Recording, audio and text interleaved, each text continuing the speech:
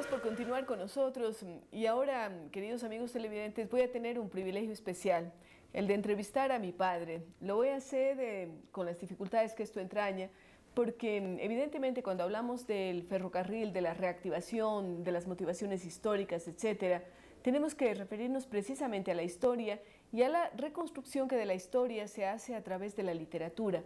Por eso me complace mucho presentarles a mi padre, Moisés Arteaga Lozano. Él es médico, pediatra, ha tenido una dilatada carrera en el ámbito de la medicina y también en estos últimos años escribe sobre todo novela histórica. Y una de las novelas que a mí me encanta, y tengo que decirlo aun cuando no pueda ser considerada como objetiva en este sentido, es un libro que escribe y que se llama El último viaje. Y ya vamos a ver con Moisés Arteaga cuáles son las motivaciones que él tiene y también algo de los contenidos de este libro. Así es que bienvenido, papá, a este programa. Y cuéntenos a usted por qué se le ocurre la idea de escribir un libro sobre la historia de la construcción del ferrocarril. Bueno, mi Jesús tiene una historia realmente. Yo escribí un libro que tú conoces muy bien, que se llama Agua de Toronjil. En ese libro se narra también en forma de novela, es una historia novelada o novela histórica, en que se relata la entrada del general Alfaro a Cuenca. Cuenca en ese entonces, junto a Suay y Cañar, era el reducto conservador que no le reconocía el gobierno de Alfaro. Entonces él, con un gran ejército, especialmente con esmeraldeños y montubios de Manabí, entra en Cuenca. A conquistar la ciudad. A conquistar y entra pues en un plano muy noble, se toma Cuenca. El libro ese fue muy interesante y le gustó mucho a un amigo poeta, Simón Zavala. Y era un día en una conversación me dice, oiga Moisés, ¿por qué no escribe como continuación la historia del ferrocarril? De allí nació la idea entonces. Entonces quedó bailado en mi mente la idea y de pronto cuajó pues la novela, una novela histórica que es El último viaje. Para ello usted tuvo que hacer una investigación profunda sobre la construcción misma, ¿no? Naturalmente. Es una mezcla de historia y novela, que le traté de imbricar de una forma más adecuada. La novela es una novela de amor, pero los personajes creados pues, son secundarios realmente a los verdaderos personajes del libro, Alfaro. Que son Alfaro, Harman, el constructor, el ingeniero británico. El ingeniero norteamericano, constructor, perdón, sí. Y todo alrededor, luego entra Leonidas Plaza Gutiérrez, que tuvo parte importante en la construcción del ferrocarril, y entonces la trama está basada en eso. Recuerdo el primer capítulo, que es muy simpático, y doloroso, cuando Eloy Alfaro injustamente es tomado prisionero en Guayaquil, es embarcado en el ferrocarril y junto con su hermano Merardo Alfaro, con su sobrino Flavio Alfaro, con Luciano Coral y otras Manuel personas, Serrano, en fin, sí, es embarcado para a la fuerza. A la fuerza, para que venga rumbo a Quito. Por eso llamo yo El último viaje. Y le pongo a Alfaro junto a la ventana en una banca en el tren y va contemplando todo el paisaje de su Ecuador que tanto quería. Y va viendo cada puente, cada tramo del ferrocarril que le conocía tan íntimamente, y a su mente van aflorando en una mezcla los recuerdos de su infancia, de su niñez, de su adolescencia, de su vida política, de sus triunfos, de sus derrotas, de sus días de gloria, de sus días de dolor, van desfilando por su mente. Ese es el primer capítulo hasta que llegue en Chimbacalle. Claro que sí. Ahora, hay una investigación histórica, hay la imaginación del autor, que es la que novela. También hay la referencia a las dificultades geográficas de construir un ferrocarril en una zona muy complicada. Que un ingeniero le dijo el ferrocarril más difícil del mundo. Del mundo, sí. Esa es la verdad, porque yo recuerdo que para escribir un capítulo sobre el ferrocarril y la parte de la nariz del diablo, con mi familia viajé.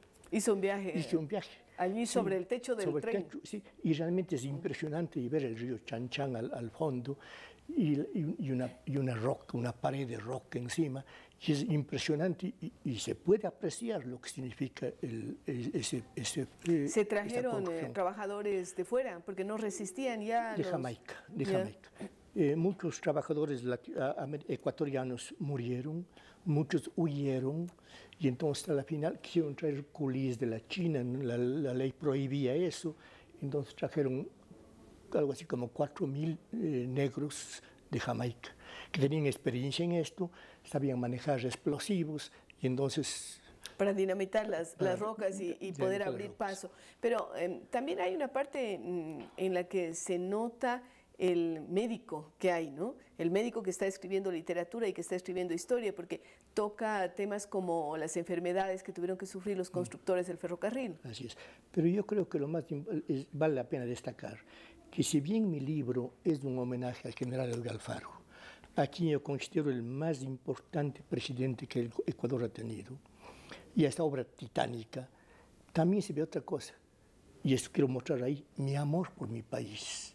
Y realmente me engolosito en el libro con el paisaje serrano, con el paisaje costeño, con las costumbres, con sus pobladores, con sus gentes, con su comida. Que usted trata de hacerlos ver a través de los ojos de un extranjero, sí. ¿no? Un constructor. Ahí entra la parte novelesca, que un ingeniero, William Talbot, inglés, se despide en un puente del río Támesis, sobre el río Támesis, de su novia, Elizabeth, inglés, claro.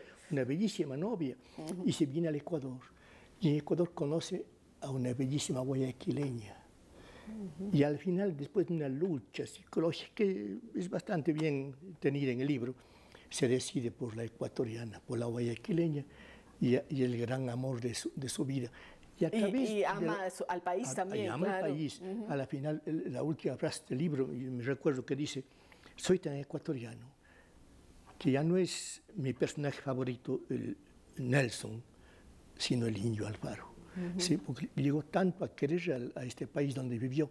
Y dice, si bien todavía disfruto de tomar un té con pastas tipo inglés, ahora más disfruto de comerme un cuy con papas y achote. Sí. O un buen chocolate también, pues porque estamos hablando del chocolate originario de América Latina. Ahí dedico un capítulo casi entero a hablar de la gastronomía. Sí, porque realmente este inglés escribía a su novia y le contaba rarezas, claro. Desde el viaje, y él pensaba llegar a un país selvático. Primero llega a Nueva York y se encuentra que Nueva York es más que Londres. Y encuentra el puente de Brooklyn, por ejemplo, que es extraordinario. Y ya empezaban a ver los rascacielos que no habían en Londres y se sorprende. De que este nuevo mundo estaba más desarrollado. Después conoce Panamá, conoce Cuba y llega al Ecuador. Él pensaba un país de salvajes y se encuentra con un país donde había gente muy, muy culta. Yo creo que vale la pena hacer hincapié en lo que significó el ferrocarril para el Ecuador.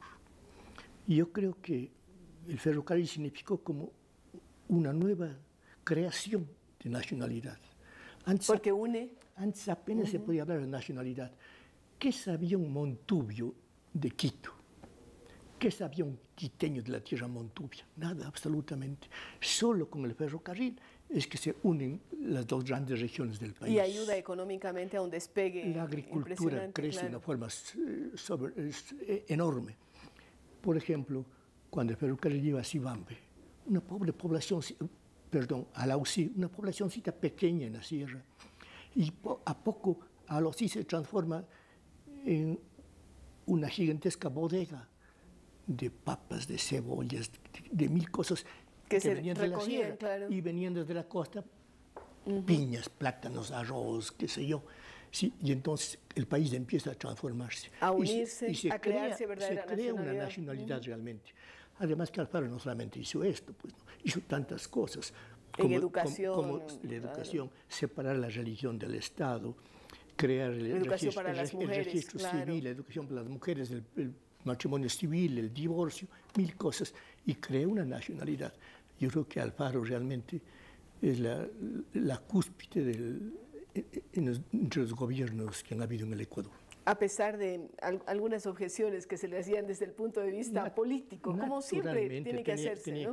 Pero además la figura de Alfaro llega al martirio, ¿no? A la situación dramática cuando es arrastrado, cuando es quemado, cuando sus restos se esparcen prácticamente porque no querían esa oposición enfervorecida, pues quería acabar con la estirpe de Alfaro. Cuando él hace el viaje, su último viaje, iba meditando sobre su infancia, su juventud, sus triunfos, pero también pensaba en lo que le esperaba en Quito.